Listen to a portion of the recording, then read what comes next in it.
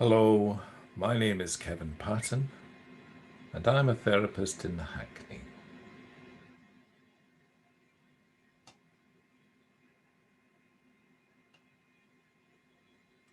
We may not have caused our problems, but we do have a responsibility to change things from the better.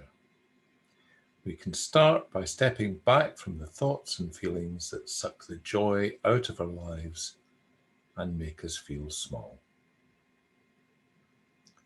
This is the third session in the program, and we'll begin in a few minutes. But first, we're going to spend some time coming into the room and getting ready to work.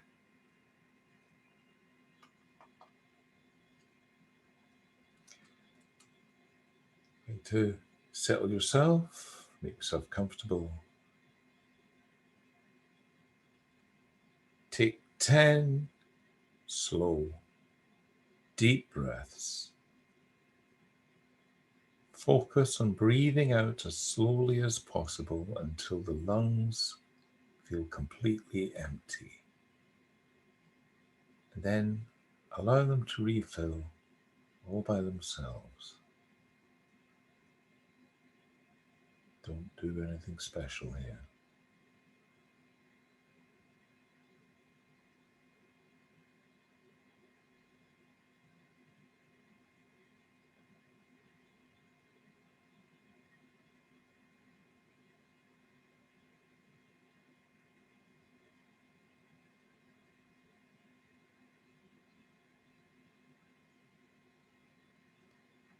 Notice the sensations of your lungs emptying.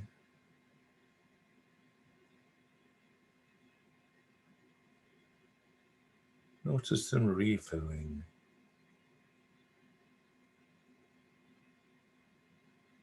Notice your rib cage rising and falling.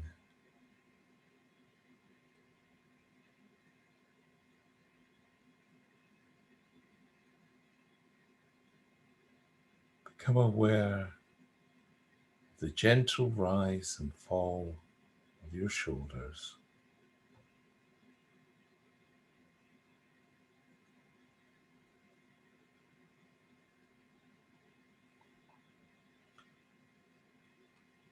See if you can let your thoughts come and go as if they're just passing cars driving past outside your house.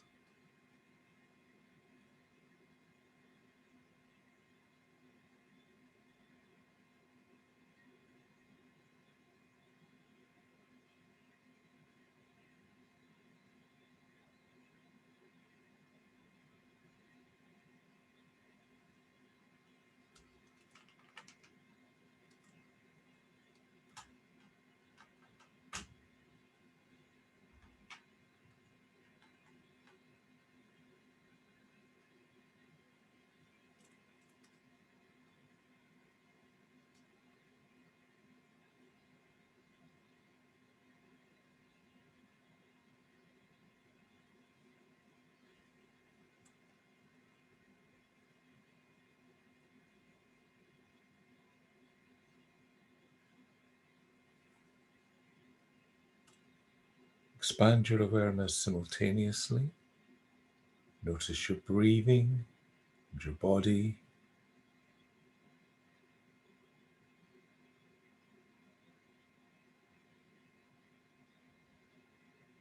Look around the room. Notice what you can see, hear, what you can smell, taste in your mouth, what you can touch, what you can feel, the air against your skin, friction of the clothes you're wearing. Let's take a bit of a stretch, move your arms and legs around a bit.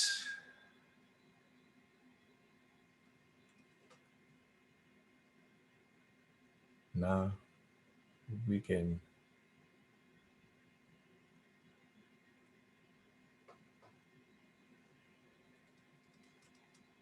The last session was about things that suck the joy out of our lives and make us feel small, and some of the things that we can do to help us take our lives back.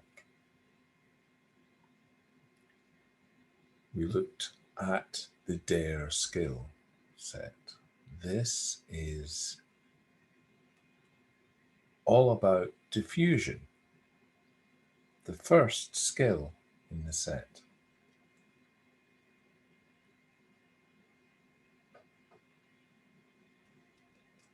Trying to avoid, suppress, or get rid of unwanted private experiences works for a bit, but just ends up making things worse as our problem-solving brain applies the same strategy to more and more things.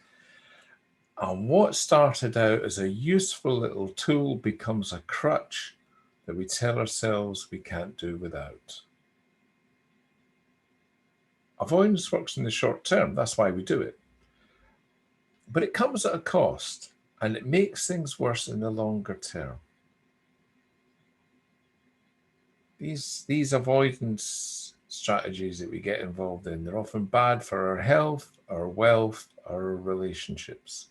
They certainly distort our lives, making the things we're trying to avoid seem bigger and stronger and more important than everything else.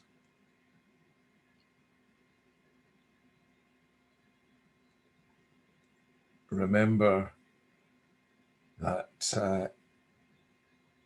circle exercise and how your vision was distorted afterwards.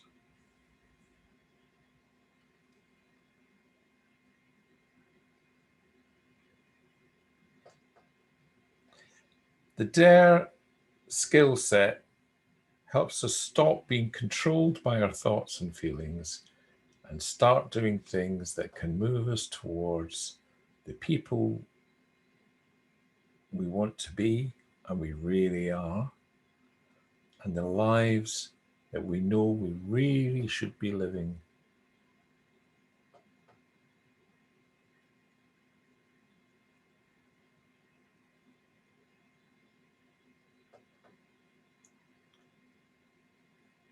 So instead of encouraging you to use more and more clever ways to fight and win this war with your thoughts and your feelings and your body sensations, keeping it real is about stepping out of this war altogether.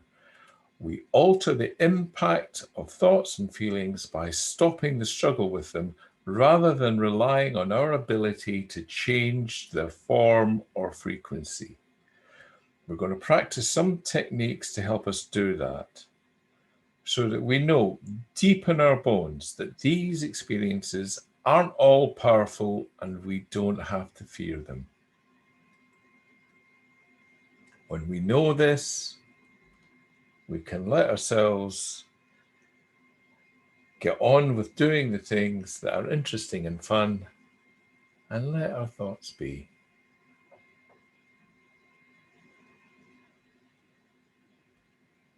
Some things in life are painful, they really affect you, but suffering, adding to it with the struggle and the fixation and the rumination, that's optional.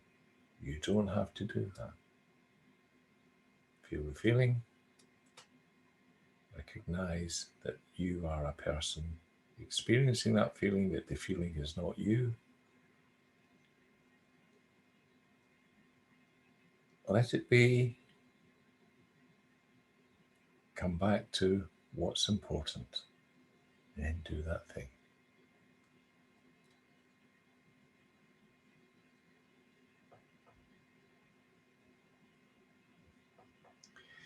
Explore your feelings with curiosity. Approaching your feelings as if you were a curious scientist discovering a new specimen starts to give you the experience of being separate from these feelings, being someone who's aware that there are some feelings here, but they aren't who you are, just something that is happening in your brain.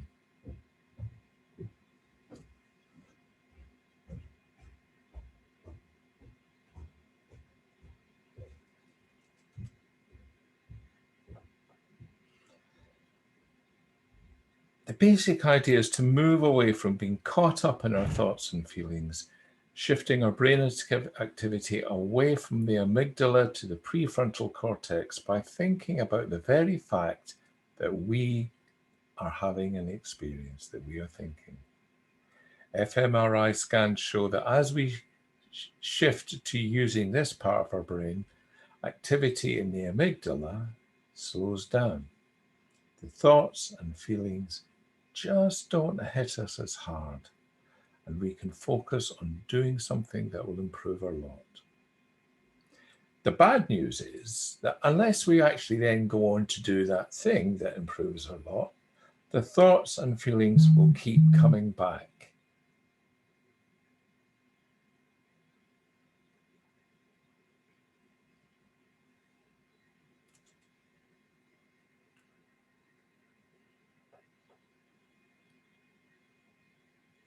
I'd like you to close your eyes. A lot of people find this helps them focus. Push your left foot into the floor.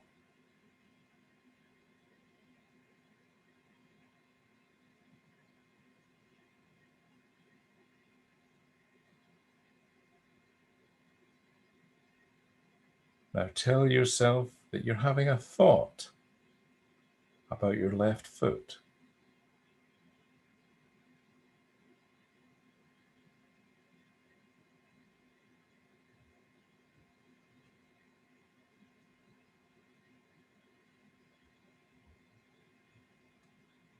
Now tell yourself that you're aware that you're having a thought about your left foot.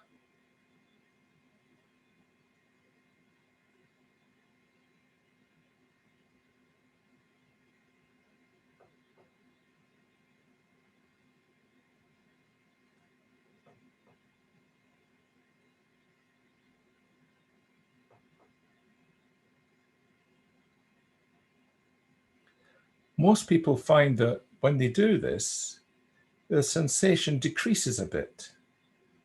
They're still aware that they're pushing their foot down, but it doesn't have the same intensity. It's not dominating their experience at that time.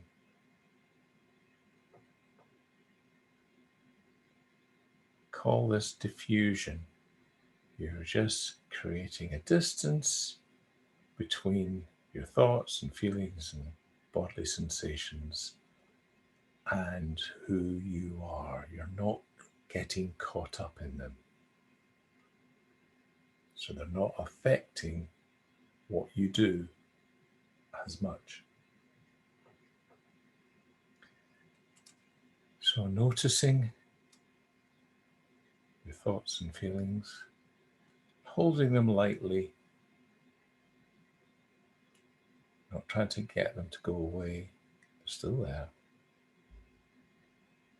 And then you can remember who you are, what you stand for, what it is that you really want to be doing to make your situation a little bit better.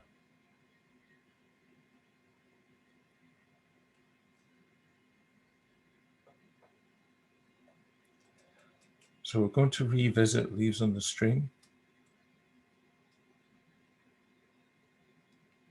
Sit in a comfortable position. Either close your eyes or rest them gently on a fixed spot in the room.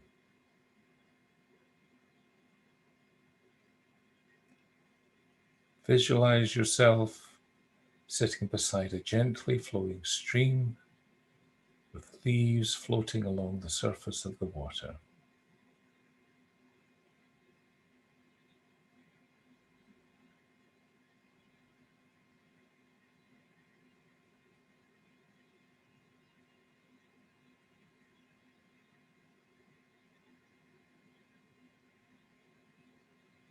For the next few minutes, take each thought that enters your mind, place it on a leaf. Let it float by.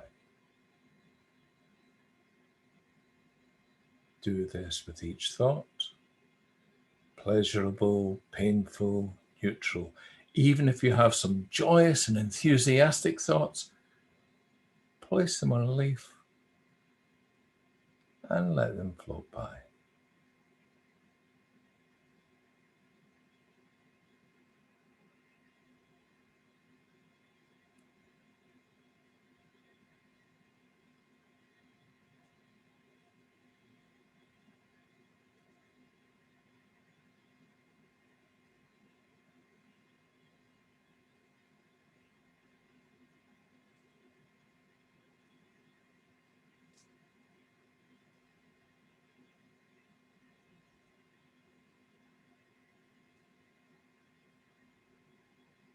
If your thoughts momentarily stop, continue to watch the stream. Sooner or later, your thoughts will start up again.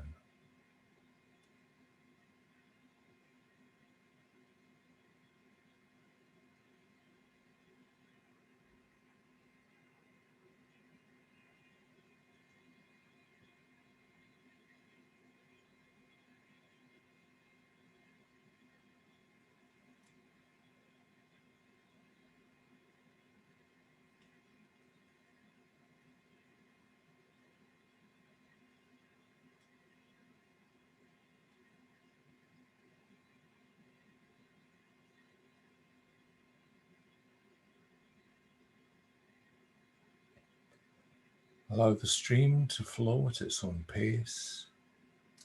Don't try to speed it up and rush your thoughts along. You're not trying to rush the leaves along or get rid of your thoughts. Just allowing them to come and go at their own pace.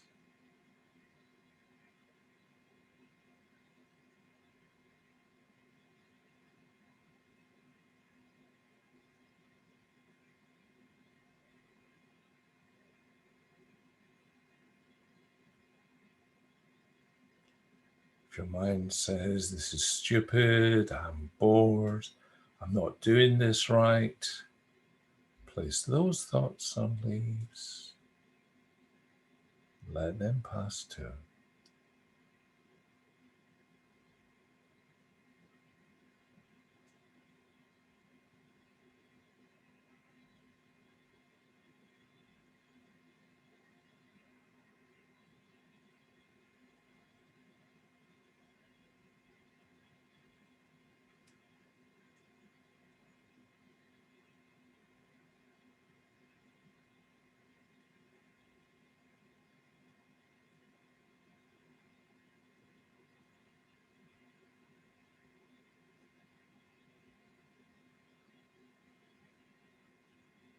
If a leaf gets stuck, allow it to hang around until it's ready to float by. If the thought comes up again, watch it float by another time.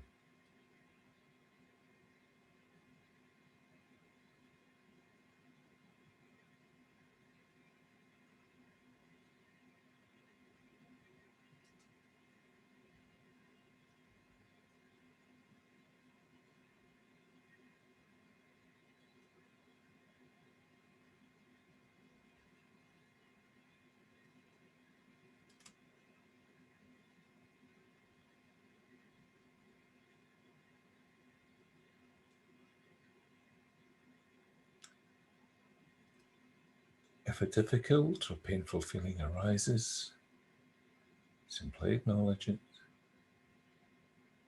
Say to yourself, I notice myself having a feeling of boredom, impatience, frustration, or whatever. Place those thoughts on leaves and allow them to float along.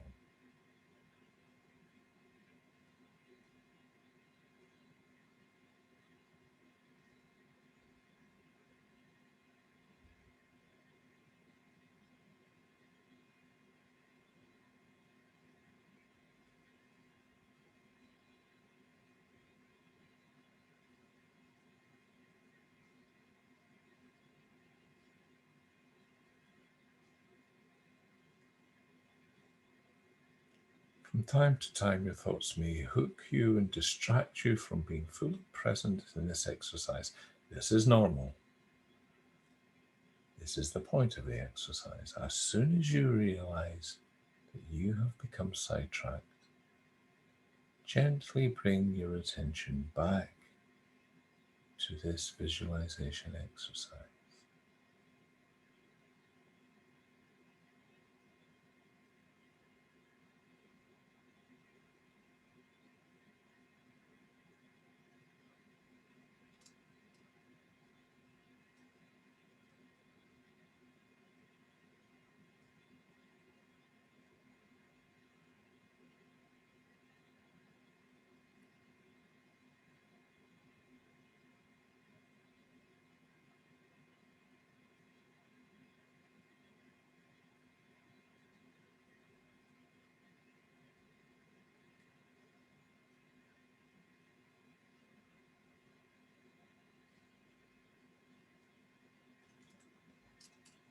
You're ready.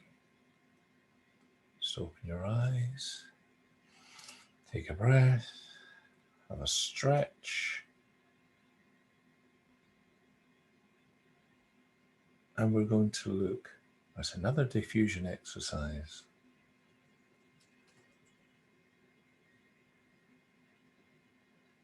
Called Sing It Out.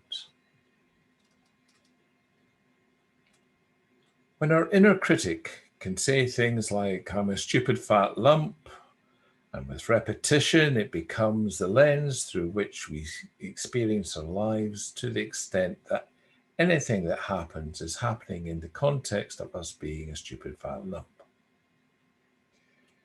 Now, this technique was originally developed for addressing speech impediments. So I'd like you just to listen in, become aware of some self-limiting thought that you have.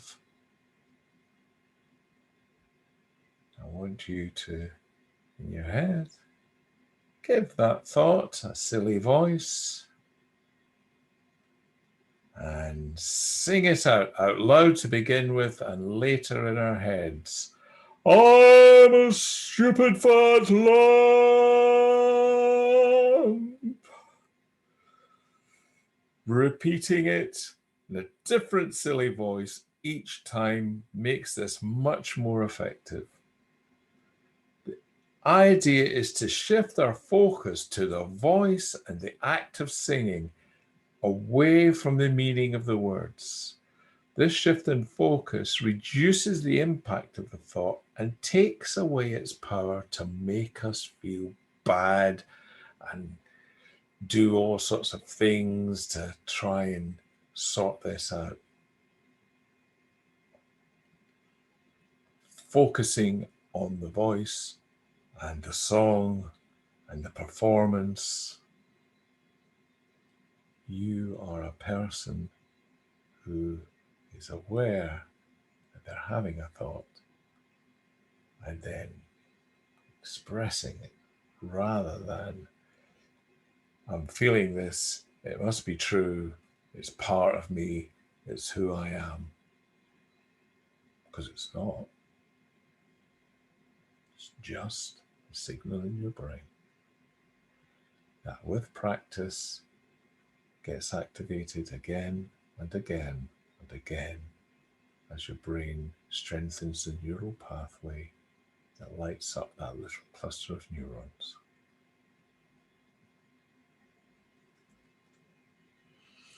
Once more with gusto. I'm a stupid fat lump. I'm a stupid fat lump. I'm a stupid fat lump. He's a stupid fat lump. Whatever your particular inner critic loves to beat you with.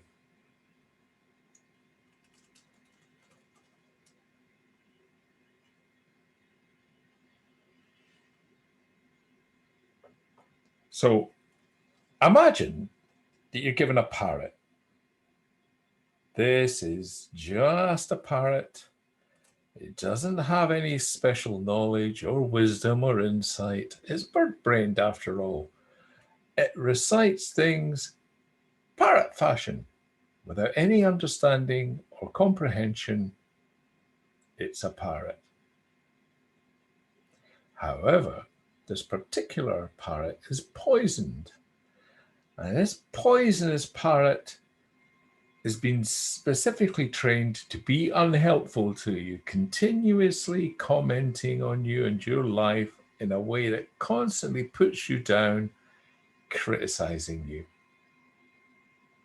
For example, the bus gets stuck in a traffic jam and you arrive at work 5 minutes late. The parrot sits there saying, "There you go again, late. You just can't manage to get here on time, can you? So stupid. If you'd left the house and got here earlier, got on a bus, you'd have arrived loads of time to spare and the boss would be happy. But you, now why? You can't do it. Useless, waste of space, absolutely pathetic." How long would you put up with this abuse before throwing a towel over the cage or getting rid of the parrot?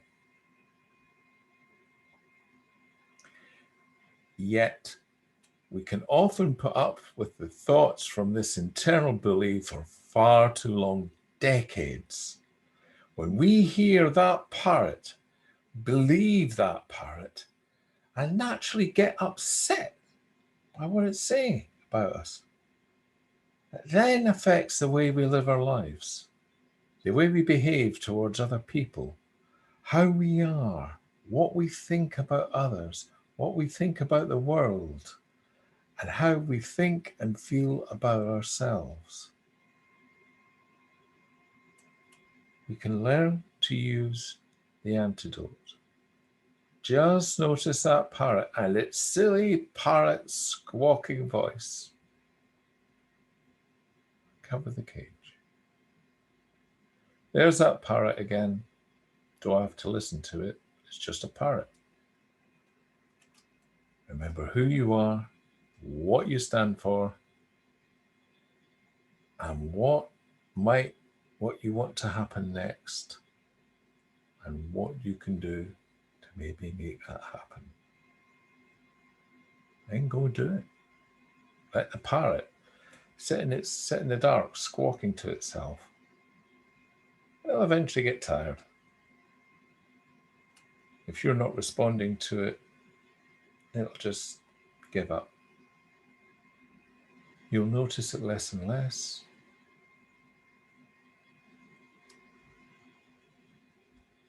It will run out of steam in a few minutes. Its poison, as your antidote overcomes it, will just die down. Or perhaps the parrot will fly off to wherever poison parrots go.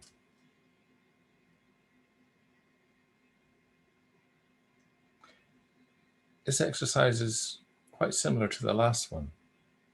You give it that silly parrot squawking voice. You get this image in your head. You get caught up in the image and the voice.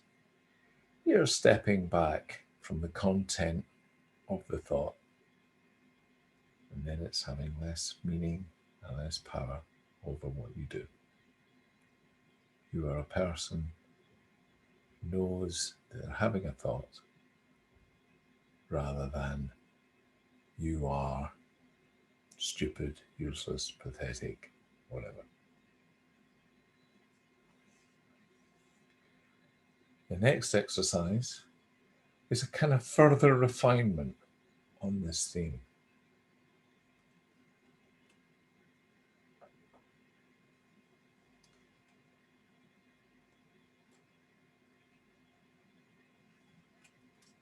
I'd like you to imagine a glass of milk. So you can close your eyes, you can focus on the picture. And say the word milk. Now repeat the word milk over and over again as quickly as you can. Milk, milk, milk, milk, milk, milk, milk, milk, milk.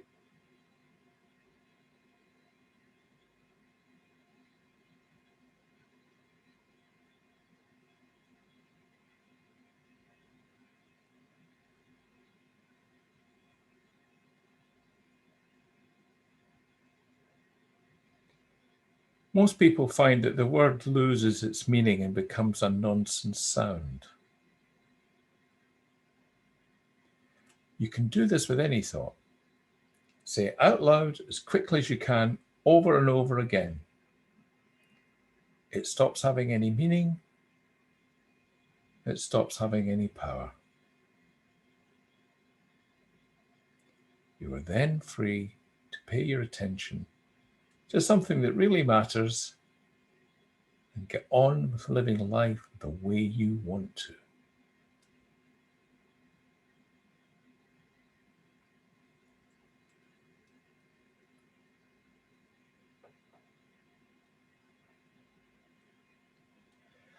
So,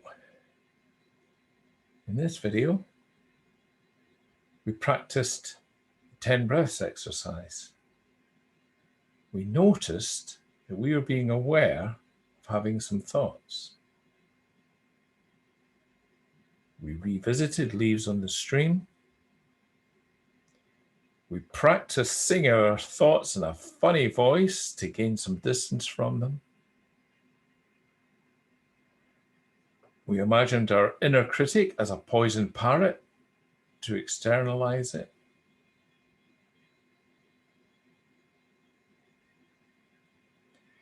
We practiced saying those thoughts quickly over and over again, destroying its meaning. These are just some examples of diffusion. Just noticing that you are not the thoughts and feelings that are going on in your head. They're not necessarily true. They're not part of you. There's something that you're experiencing. You are the person experiencing this. You are not these things.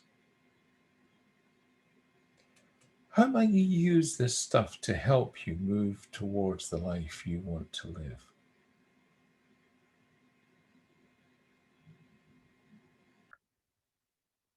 This is my email and my phone number. Please feel free to contact me if you have any thoughts or questions about any of the things we've discussed.